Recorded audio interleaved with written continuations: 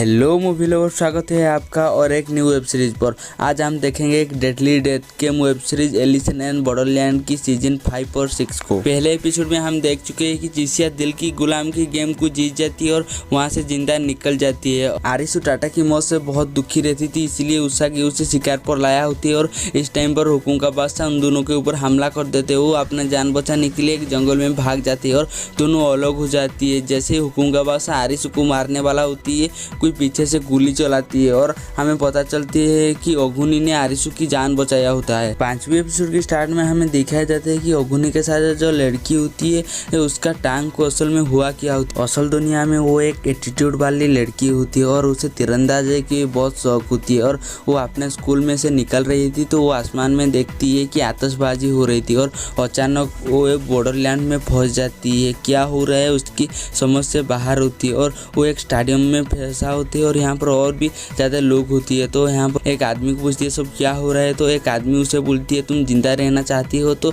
एक game clear करो। तो ओकाने ने अपनी पहली गेम एक स्टेडियम में खेला था और गेम का नाम था बॉइलिंग डेथ और इसका डिफिकल्टी लेवल था हुकुम का सत्ता। गेम बड़ा ही आसान था। स्टेडियम तबाह होने से पहले तुम्हें वहाँ से जिंदा निकलना है और ओकाने कुछ समझ में आया होती है तो स्टेडियम में बड़ा बड़ा धमाका होती है और जो भी धमाका हो रहे थे वो गर्म पानी का धमाका हो रही थी और ओकाने यहाँ से भागने लगती है और अचानक ओकानी के सामने एक धमाका होती है तो वो बेहोश हो जाती है और जैसे ही उसका होश आती है उसकी बहुत ज़्यादा दर्द हो रही होती है और जैसे ही वो देखती है अपने पैर में एक रॉड घुसा हुआ होता है और बहुत ही मुश्किल से वो उसे निकालती है और रेंगते हुए जाती है तो वो देखती है वो बहुत ही ऊंचाई में होती है। नीचे उसका माँ दिखाई देती है और उसे यहाँ पर कूदने के लिए बोलती है।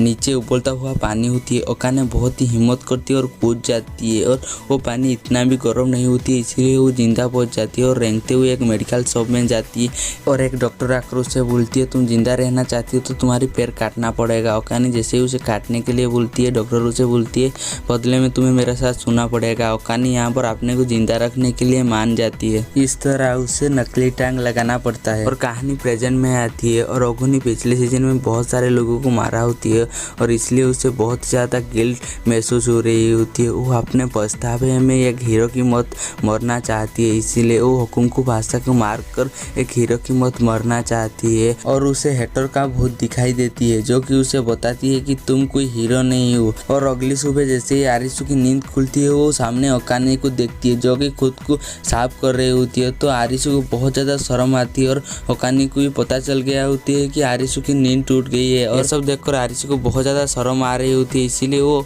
ओकाने को इग्नोर मारने की कोशिश करती है और ओकाने उठकर बोलती है तुम मेरे टाइप को हो बोलकर जाकर आरिसु के ऊपर चढ़ जाती है और उसके साथ ज़बरदस्ती करने लगती है। और इस टाइम पर उन्हें ओगुनी देख लेती है तो जैसे ही ओकानी ने ओगुनी को देख लेती है ओकानी उठकर बोलती है हमारे भी जैसा कुछ नहीं हो रहा था, तुम तो मेरे ऊपर कभी ध्यान ही नहीं देते हो। इस बात से ओगुनी को कुछ फर्क ही नहीं पड़ता। वो आरिसु को बोलती है हुकुम को बादशाह के मारने के लिए मेरी मदद करो। आरिसु उससे बोलती है नहीं मुझे उसागी को ढूंढना है। ओगुनी से बोलती है तुम खुद को बचा लो क्योंकि हुकुम को बादशाह की हमारी लोकेशन के बारे में पता है। पता नहीं कैसे उसे हर बात पता ही चल जाती है और तीनों वो हुकुम को बादशाह को मारने के लिए जा रही होती है तो एक आदमी को देखते जो कि खुदकुशी कर लिया होती है। शायद उसका वीजा का टाइम खत्म होने वाला था। ओकाने बोलती है मैं सब कुछ करूंगी मगर खुदकुशी कभी नहीं करूंगी। इधर उसागी जंगल से बाहर निकलकर एक घर में आती है और वहाँ पर कुछ खाने पीने का चीज़ ढूंढती है। तो इस टाइम पर एक लड़की और एक बच्चा आती है। वो लड़की उसागी को कुछ खाने के लिए बिस्किट देती है और उसागी को पता चलती है उस बच्चे की माँ बाप मर चुके हैं और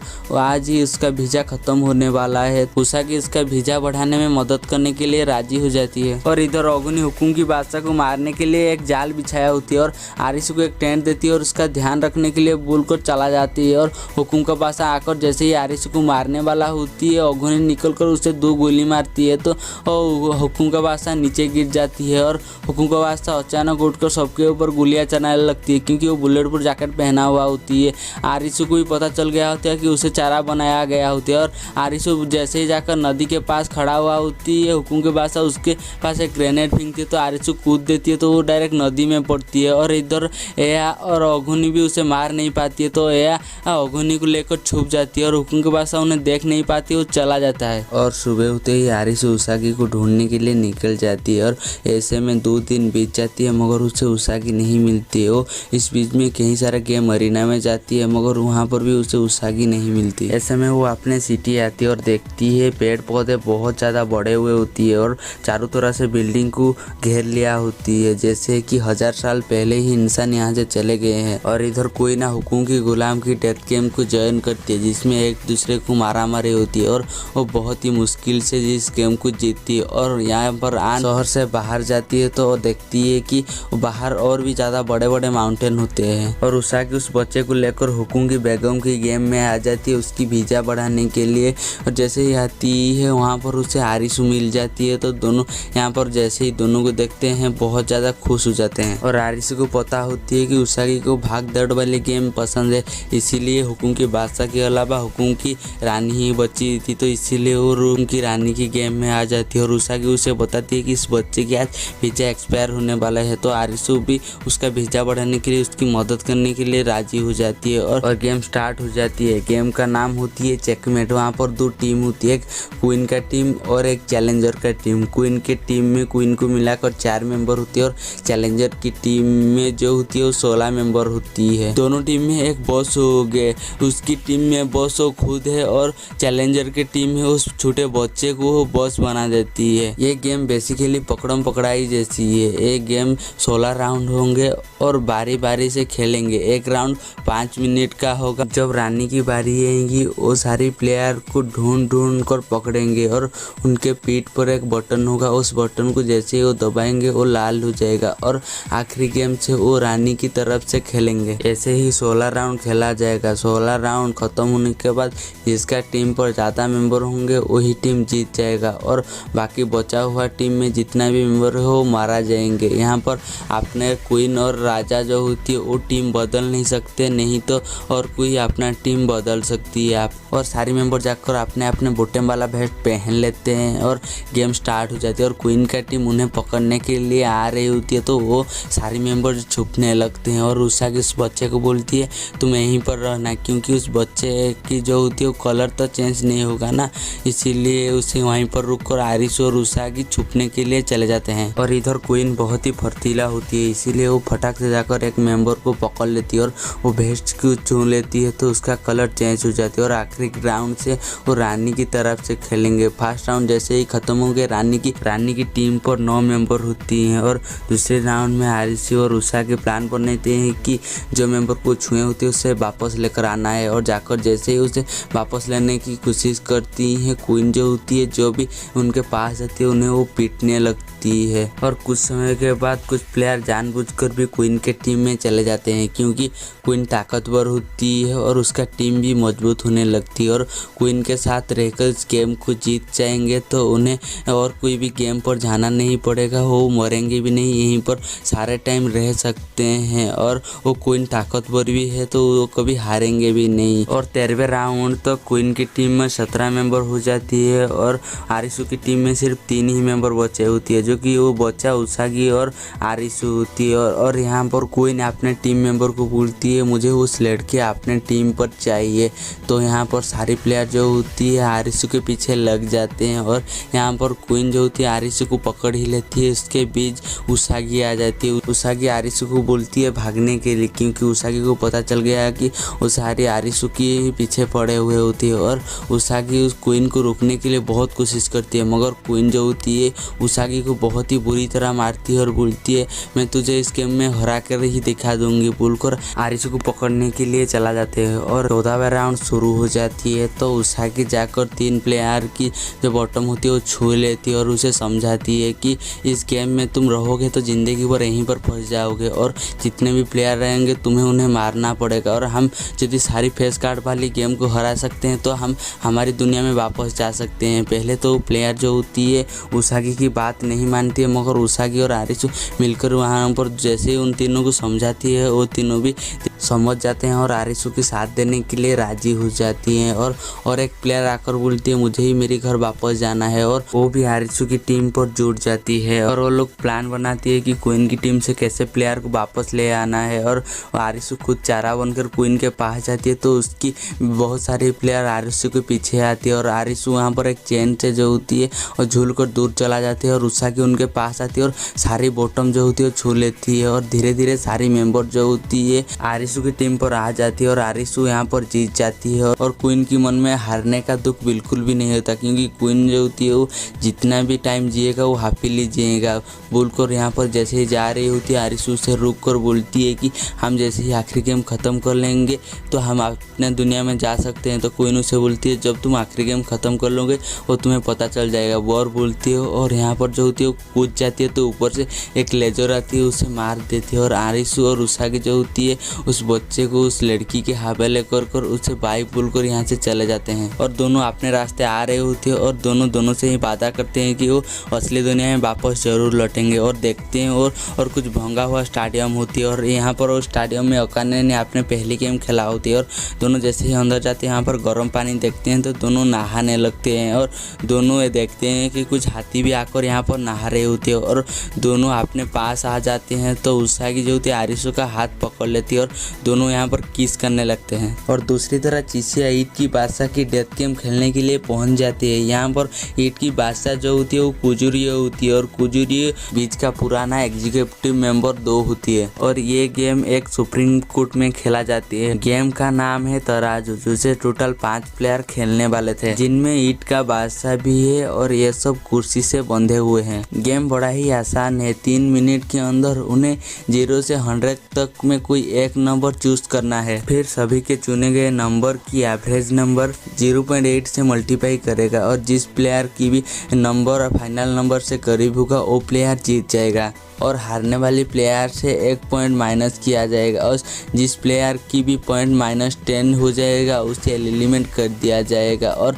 एक प्लेयर जाने से और एक न्यू रूल ऐड हो जाएगा और आखिरी तक जो रहेगा वो इस गेम को जीत जाएगा। और फर्स्ट राउंड स्टार्ट हो जाती है और सब अपने अपने पसंद की एक नंबर चूज करते हैं और इस राउंड में कुजुरियो सही जवाब देकर इस राउंड को जीत जाती है और बाकी प्लेयर की एक पॉइंट माइनस हो जाती है। असल में ये एक दिमागी खेल था जिसमें तुम्हें ये अंदाज़ा लगाना है कि सामने वाला क्या सोच रहा है और तुम ये अंदाज़ा लगा लेते हो तो तुम ये गेम जीत जाओगे। तभी उनके ऊपर लगा हुआ तराजू में पानी जैसा लिक्विड कुछ भरने लगता है। असल में वो एसिड होती है। जब उनका -10 पॉइंट हो जाएगा उसी प्लेयर पर वो एसिड गिर जाएगा और उस प्लेयर एलिमिनेट हो जाएगा और दूसरी राउंड स्टार्ट होती है। इस राउंड में भी कुजुरियो जो होती है वो जीत जाती है। चिचिया समझ जाता है कि कुजुरियो असली दुनिया में एक वकील था, इसीलिए वो गेम अरीना सुप्रीम कोर्ट में बनाया होता है। कुजुरियो असल में एक ईमानदार वकील बनना चाहता था, मगर उसका बॉस हमेशा जस्टिस से ज्यादा पैसा को इम्पोर्टेंट देती थी, इसीलिए हमेशा अमीर लोग ही केस जीतते थे। उसके बाद चिचिया डायरेक्ट 100 चूज कर लेती है। इसमें से गेम का जो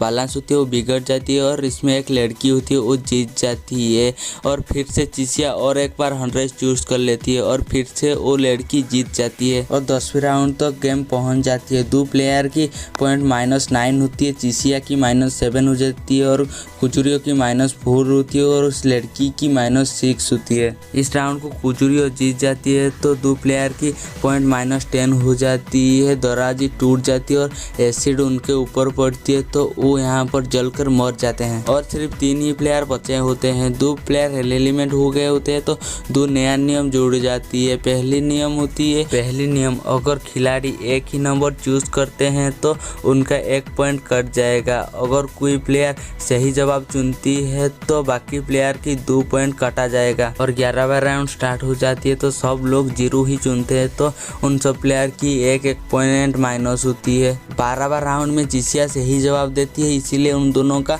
-2 पॉइंट कटा जाती है तो उस लड़की का जो होती है -10 पॉइंट हो जाती है तो एसिड उसके ऊपर पड़ती है तो वो जल जाती है और न्यू नियम एक लागू होती है। अगर कोई खिलाड़ी 0 चुनता है तो 100 चुनने वाला खिलाड़ी जीत जाती है। बेसिकली उनके पास 3 ही संख्या है, 100, 1 और 0 और एक गेम पूरा रॉक पेपर सीजर की तरह हो गया होता है। कुजुरियो असल में ये जानना चाहता था किसी अमीर की जिंदगी किसी गरीब से जिंदगी से क्या ज्यादा होती है। ये सुनकर चिचिया को अपना टाइम याद आती है। चिचिया असल दुनिया में एक डॉक्टर होती है। उसे कुछ दिनों में एक लड़के की ऑपरेशन कर उसकी जान बचानी थी, मगर उसकी सीनियर से उसे पता चलती है कि उसे पहले एक अमीर आदमी की पोते की सर्जरी करनी है जो कि इस हॉस्पिटल में बड़ा डोनेशन करती है और उस लड़के की सर्जरी वो बाद में कर लेंगे। जल्दी सर्जरी ना होने की वजह से उस लड़के की मौत हो जाती है। ऐसी बहुत बार हुआ है, मगर चिसिया को इस काम से कुछ फर्क ही नहीं पड़ता क्योंकि चिसिया के हाथ में कुछ भी नहीं होता है। इसीलिए कई बार ऐसा हुआ है किसी अमीर की ऑपरेशन की वजह से किसी गरीब की जान चला गया है और चिसिया चुपचाप अपने सीनियर की बात मानता रहा है और अभी के लिए उन दोनों का हालत एक ही जैसी है और कुजुरियो की इंसानियत के ऊपर भरोसा उठ गया होती है और चिसिया बोलती है मैं सौ चुनने वाली हूँ, मेरी जिंदगी बचाना तुम्हारे हाथ में है, तुम चाहो तो बचा सकते हो या चाहो तो खुद जीत भी सकते हो। कुजुरियो को याद आती है कि हेक्टर उसकी और आगुनी के साथ मिलकर बीज इसीलिए बनाया होती है कि इंसान के अंदर उनका उसूलों को जिंदा रख सकता है और कुजुरियो गलत आंसर चुनती है और दोनों का पॉइंट समान होती है, -9 होती है और अगले राउंड में चिसिया 100 चुनती है और वो कुजुरियो को दिखा देती है और बोलती है मैं जिंदा रहूं या मर जाऊं तुम्हारे हाथ में है और कुजुरियो को सोचती है और 0 दबाती है तो कुजुरियो यहाँ पर जानबूझकर हार गया होती है और कुजुरियो ऊपर यहाँ पर एसिड गिरती है तो कुजुरियो मर जाती है। तो यहाँ पर चिसिया जो होती है थोड़ा सा हैरान होती है क्योंकि किसी ने उसे जिताने के लिए खुद मर गया होता है और चिसिया की यहाँ पर लॉक खुल जाती है और चिसिया यहाँ से चला जाता है। दूसरी तरह सारे प्लेयर अपने दुनिया में वापस जाने के लिए ठान लिया होते हैं और बाकी गेम खेलने के लिए शहर वापस आ रहे होते हैं। यहीं पर 6 एपिसोड खत्म हो जाती है। मैं जल्दी ही इसका नेक्स्ट एपिसोड अपलोड कर दूंगा।